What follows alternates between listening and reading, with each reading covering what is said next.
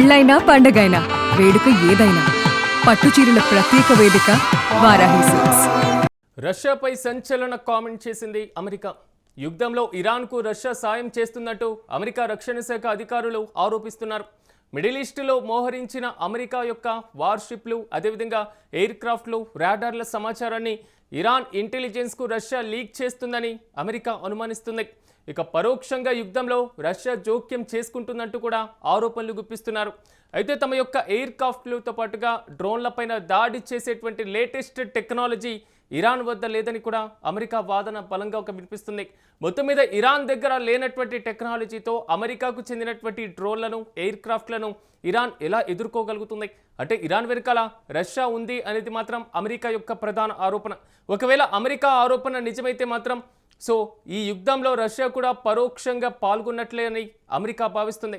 ఈ నేపథ్యంలో ఒకవేళ రష్యా ప్రత్యక్షంగా లేదా పరోక్షంగా ఈ యుద్ధంలో పార్టిసిపేట్ చేస్తే అమెరికా వెంటనే రష్యా పైన కూడా టార్గెట్ మొదలుపెట్టేటువంటి పరిస్థితులు కూడా లేకపోలేదనేది మాత్రం విశ్లేషకుల యొక్క భావన. రష్యా చేరికతో యుద్ధం మరింత బలం చేకూర్చేటువంటి పరిస్థితులు కూడా కనబడే ఛాన్సెస్ కూడా ఉంటాయి. ఇక ఇదే అంశానికి సంబంధించి మరింత సమాచారం మా ప్రతినిధి సతీష్ అందిస్తారు. సతీష్, చెప్పండి, యుద్ధంలో రష్యా పరోక్షంగా పార్టిసిపేట్ చేసింది, రష్యా యొక్క టెక్నాలజీ ఇరాన్ యూజ్ చేస్తుంది అనేది మాత్రం అమెరికా ఆరోపణ. పూర్తి డీటెయిల్స్ ఏంటి? ముఖ్యంగా పశ్చిమాసియాలో మొత్తం కూడా ఉద్రిక్తలు తారాస్థాయికి అయితే చేరుతున్నాయి. ముఖ్యంగా రష్యాపై అమెరికా రక్షణ శాఖ అధికారులు సంచలన ఆరోపణలు అయితే చేస్తా ఉన్నారు. ఈ యుద్ధంలో ఇరాక్ రష్యా అండగా నిలుస్తుంది, అమెరికా బలగాలకు సంబంధించినటువంటి కీలకమైన సమాచారాన్ని ఇరాన్ కు చేరవేస్తుంది అంటూ కూడా మరి ఆరోపణలు చేస్తా ఉన్నారు. ముఖ్యంగా ఈ వ్యవహారం అంతా కూడా ఎందుకంటే అమెరికా ఇజ్రాయెల్ దాడి ఏదైతే ఉందో అంత స్థాయిలో ఇరాన్ ప్రతిఘటిస్తుంది, తిరిగి ఇటు గల్ఫ్ దేశాల మీద, ఇటు ఇజ్రాయెల్ మీద ఈ తీవ్ర స్థాయిలో ఇట్లా దాడులు చేస్తుంది అని చెప్పేసి కూడా ఊహించని పరిస్థితి అయితే ఉంది. సో దానికి అనుగుణంగానే ఎందుకు మేము దాదాపు వాళ్ళకి సంబంధించినటువంటి వేల సంఖ్యలోని స్థావరాలు మొత్తం కూడా ధ్వంసం చేసినప్పటికీ కూడా ఇరాన్ మా పైన ఎట్లా దాడి చేస్తుంది, మా స్థావరాలు ఎట్లా తెలుస్తున్నాయి, సో దానికి ఎవరెవరు సహకారం చేస్తున్నారనే కోణంలో కూడా ప్రస్తుతం మరి వాళ్ళు ఈ కామెంట్స్ చేసినట్టు తెలుస్తా ఉంది. దానికి సంబంధించి ఇప్పటికే రష్యాకు సంబంధించినటువంటి ఏదైతే లేటెస్ట్ టెక్నాలజీ ఉందో, లేటెస్ట్ టెక్నాలజీ సంబంధించి వైమానిక దళంలో గానీ, డిఫెన్స్ లో గానీ, ఎయిర్ ఫోర్స్ లో గానీ, యుద్ధ నౌకకు సంబంధించినటువంటి టెక్నాలజీ మొత్తం కూడా రష్యా ఇరాన్ కు చేరవేస్తా ఉంది. మా దగ్గర ఉన్నటువంటి ఎయిర్ బేసులు కానీ, మా దగ్గర ఉన్నటువంటి ఎయిర్ క్రాఫ్ట్ కు సంబంధించినటువంటి ఇన్ఫర్మేషన్ కానీ, సాఫ్ట్వేర్ కు సంబంధించినటువంటి ఇన్ఫర్మేషన్, మేము దాడులు ఎలా చేస్తున్నామో స్పష్టంగా టార్గెట్లను కూడా రష్యా మాకు సంబంధించినటువంటి పూర్తి వివరాలను ఇరాన్ కు అందజేస్తుంది అంటూ కూడా మరి అమెరికా వాళ్ళు చెప్తున్న పరిస్థితి అయితే కనబడతా ఉంది. రక్షణ శాఖ నుంచి అయితే ఈ అప్డేట్ అయితే వెలువడిన పరిస్థితి అయితే కనబడతా ఉంది. ముఖ్యంగా సతీష్, కొంతవరకు ఒకవేళ అమెరికా చేసినటువంటి కామెంట్స్ నిజమే అయితే యుద్ధం మరింత బలంగా జరిగేటువంటి పరిస్థితులు లేవంటారు? డెఫినెట్ గా ముఖ్యంగా వాళ్ళు చేసినటువంటి దాంట్లో ఇట్లా అంటే రష్యా తన అధునాతనీకరణటువంటి శాటిలైట్ ద్వారా సేకరించినటువంటి ఫోటోలు, డేటా మొత్తం కూడా తన దగ్గర ఉన్నటువంటి లేటెస్ట్ సాఫ్ట్వేర్ తో ఆ మొత్తం ఇన్ఫర్మేషన్ కూడా మరి ఇరాన్ కు అందవేస్తుంది. ఇరాన్ దగ్గర ఇట్లాంటి అత్యాధునికమైన ఏదైతే ఈ సాఫ్ట్వేర్ ఉంటుందో దానికి సంబంధించి కానీ, అలాగే మొత్తం కూడా ఏదైతే లేటెస్ట్ కు సంబంధించినటువంటి ఈ శాటిలైట్ విజువల్స్ కావచ్చు, ఇవన్నీ కూడా ఇరాన్ దగ్గర లేవు. మా పైన దాడి చేయడానికి, మాతో యుద్ధం చేయడానికి సంబంధించినటువంటి వాళ్ళ దగ్గర పక్కా ప్రణాళిక, పక్కా సమాచారం లేదు. సో అయినప్పటికీ కూడా మరి ఎందుకు ఇంత తీవ్ర స్థాయిలో ఇరాన్ ఇజ్రాయెల్ పైన, అమెరికా స్థావరాల పైన దాడి చేస్తుంది అనేది రష్యా కంపల్సరిగా మొత్తం కూడా రష్యా కావాలని మా పైన వాళ్ళకు మా దగ్గర ఉన్నటువంటి సమాచారాన్ని అంతా తీసుకొని రష్యా దగ్గర ఉన్నటువంటి లేటెస్ట్ సాఫ్ట్వేర్ తో మొత్తం కూడా ఇరాన్ కు అందవేస్తా ఉంది. సో ఇరాన్ దాంతో దాడులు చేస్తా ఉంది. దీనికి ముఖ్యంగా పరోక్షంగా రష్యా ఈ యుద్ధంలో పాల్గొంటుంది. దీని పరిణామాలు ముఖ్యంగా చాలా తీవ్రంగా ఉంటాయంటూ కూడా మరి అమెరికా వర్గాలు చెప్తా ఉన్నాయి. ఇంటెలిజెన్స్ కి సంబంధించినటువంటి పూర్తి ఆధారాలు, పూర్తి సమాచారం అంతా కూడా ఇరాన్ కి ఇస్తుంది. సో మరి ఇది ఇట్లానే కొనసాగితే మాత్రం మేము సహించేది లేదంటూ కూడా అమెరికా మరి ఇప్పుడు హెచ్చరిస్తున్న పరిస్థితి అయితే కనబడుతోంది. చూడాలి అసలు ఏం జరుగుతుంది ఏంటి ఇది.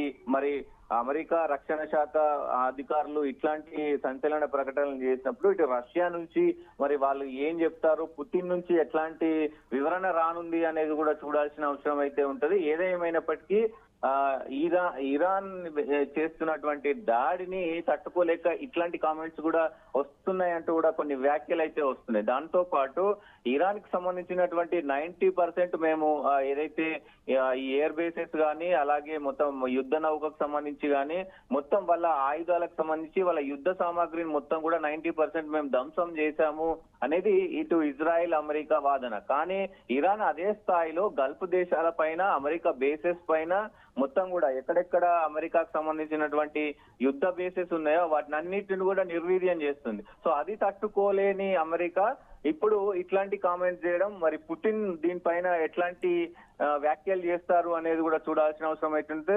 ఒకవేళ సమాచారం ఇస్తే గనక, ఒకవేళ నిజంగా మరి రష్యా ఒకవేళ వార్లోకి దిగుతే ఇది ఒక పెద్ద యుద్ధం జరిగే అవకాశం ఉంటది.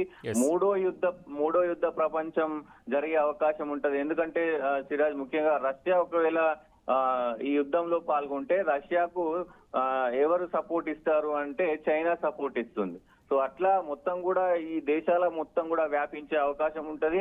ఇప్పటికే అటు గల్ఫ్ దేశాలు, ఇటు ఇజ్రాయెల్, అమెరికా వీళ్ళందరూ కూడా ఒకటే పనిగా ఇటు ఇరాన్ పైన దాడి చేస్తున్న పరిస్థితి ఉంది. ప్రస్తుతానికి ఇరాన్ ఒకటే మొత్తం కూడా అన్ని దేశాలను ఎదుర్కొంటున్న పరిస్థితి కనబడుతుంది. చూడాలి మరి ఏం జరుగుతుంది ఏంటి అనేది. Right Satish, thank you.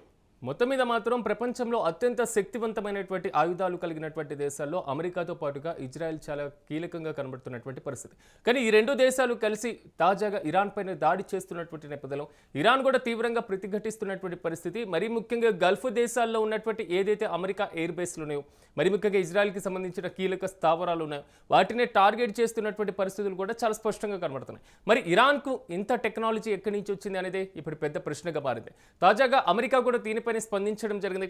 Iran పైన పూర్తి స్థాయిలో రష్యా పైన సంచలన కామెంట్ చేసింది అమెరికా. యుద్ధంలో ఇరాన్కు రష్యా సహాయం చేస్తుందంటూ కూడా అమెరికా రక్షణ శాఖ అధికారులు ఆరోపించడం మాత్రం కొంతవరకు సంచలనంగా మారుతోంది. మరి ముఖ్యంగా మిడిల్ ఈస్ట్ దేశాల్లో, మరి ముఖ్యంగా గల్ఫ్ దేశాల్లో మోహరించినటువంటి అమెరికా యొక్క వార్షిప్లు, మరి ముఖ్యంగా ఎయిర్ క్రాఫ్ట్లు, రాడార్ల సమాచారం మొత్తాన్ని కూడా ఇరాన్ ఇంటెలిజెన్స్కు రష్యా లీక్ చేస్తుందని కూడా అమెరికా అనుమానాలు వ్యక్తం చేసింది. అంటే అంత బలం లేనిటువంటి దేశంగా ఇరాన్ను భావించినటువంటి అమెరికా తాజాగా ఇరాన్కు ఉన్నటువంటి టెక్నాలజీ యూజ్ చేస్తున్నటువంటి క్రమాన్ని చూసి రష్యా కూడా దీనికి పరోక్షంగా సహాయం చేస్తుంది అనేటువంటి అంశాన్ని ప్రధానంగా ప్రస్తావించడం, మరి ముఖ్యంగా పరోక్షంగా యుద్ధంలో రష్యా జోక్యం చేసుకుంటుందని కూడా ఆరోపణలు చేసినటువంటి పరిస్థితి అయితే అమెరికా దగ్గర నుంచి ఉంది. అయితే తమ ఎయిర్ క్రాఫ్ట్లతో పాటుగా డ్రోన్లపైన దాడి చేసేటువంటి లేటెస్ట్ టెక్నాలజీ ఇరాన్ వద్ద లేదని కూడా అమెరికా బలంగా వాదన వినిపిస్తుంది. ఓవరాల్గా మాత్రం ఇరాన్కు రష్యా మద్దతునిస్తే ఒకవేళ అదే టెక్నాలజీ సహాయం ఏదైతే అమెరికా చేస్తున్నటువంటి ఆరోపణలు ఉన్నాయో అదే పరిస్థితి నిజంగా వాస్తవ రూపం దాలిస్తే మాత్రం రష్యా కూడా పరోక్షంగా ఈ యుద్ధంలో పార్టిసిపేట్ చేసినట్లే అవుతుంది. ఇప్పటికే చైనా కూడా అధికారికంగా కొంతవరకు ప్రకటించడం జరిగింది. ఇరాన్ యొక్క సార్వభౌమత్వాన్ని కాపాడడం కోసం మేము సిద్ధంగా ఉన్నాం అనేటువంటి అంశాన్ని కూడా చైనా ప్రస్తావించినటువంటి పరిస్థితి.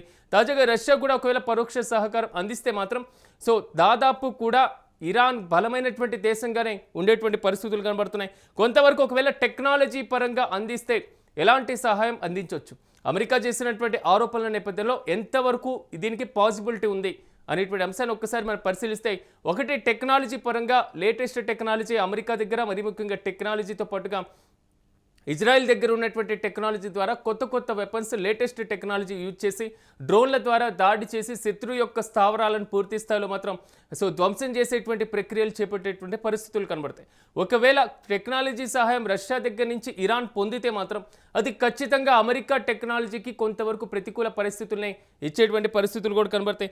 అదేవిధంగా రాజకీయ మద్దతును కూడా, ఎందుకంటే ఇప్పటి వరకు కనబడుతున్నటువంటి యుద్ధం వేరు, ఇకపైన రష్యా గనుక ఇరాన్కు మద్దతునిస్తే ఆ రాజకీయపరమైనటువంటి యుద్ధం మరింత విస్తరించేటువంటి పరిస్థితులు కనబడుతున్నాయి. అంటే పూర్తి స్థాయిలో గల్ఫ్ దేశాలు, అదేవిధంగా ఇజ్రాయెల్, అమెరికా దేశాలతో పాటుగా ఐరోపా లాంటి దేశాల్లో ఉన్నటువంటి కీలకమైనటువంటి దేశాలు, ఫ్రాన్స్ అనుకోవచ్చు, ఇలాంటి దేశాలు, యూకే దేశాలు, ఇవన్నీ కూడా ఒక కూటమిగా ఫామ్ అయినటువంటి ఈ నేపథ్యంలో ఇరాన్కు కేవలం పాకిస్తాన్ పరోక్ష మద్దతు, చైనా మద్దతు, లేకపోతే ఇరాక్లోని కొన్ని ప్రాంతాల మద్దతు, లేదా హోతిల్లాల్స్కి సంబంధించినటువంటి మద్దతు, ఇప్పుడు తాజాగా రష్యా ఒకవేళ మద్దతు ఇస్తే, సో ఈ పరిస్థితి క్రమంగా కనబడుతుంది. రాజకీయ మద్దతు పెరిగిపోతున్నటువంటి వైనం అంటే ఈ యుద్ధంలో పార్టిసిపేట్ చేస్తున్నటువంటి దేశాల సంఖ్య క్రమంగా పెరిగిపోతుంది.